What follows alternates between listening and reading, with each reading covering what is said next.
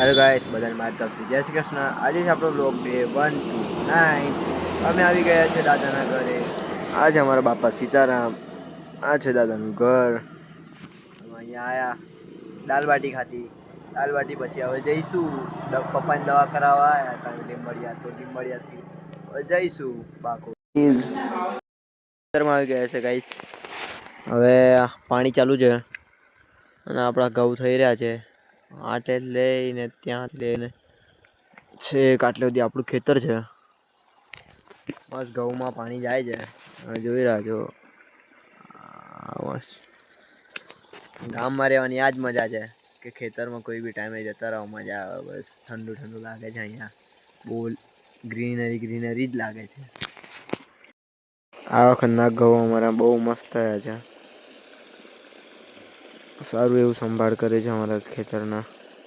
તો ગાઈસ અમે ખેતરની વચ્ચે આ દેખો ખેતર સંભાળે ને રાત્રે અહીંયા હોઈ જાય બધા।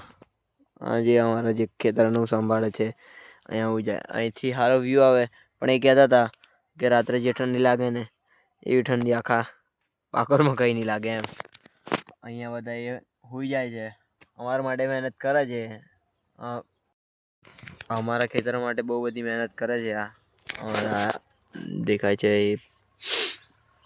ખેતર બહુ મસ્ત કર્યું છે।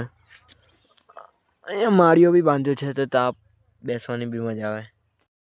તો ગાઈસ કામગીરી ચાલુ છે, પેકિંગ ચાલુ છે, પેકિંગ।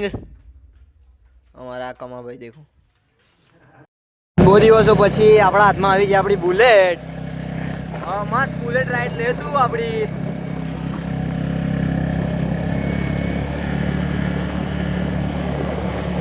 નો સામાન લોડ થાય છે, બધા તૈયાર છે। જપતું જ નહીં, પણ 2 મિનિટે જપતું નહીં। પીતા હતા તિંગર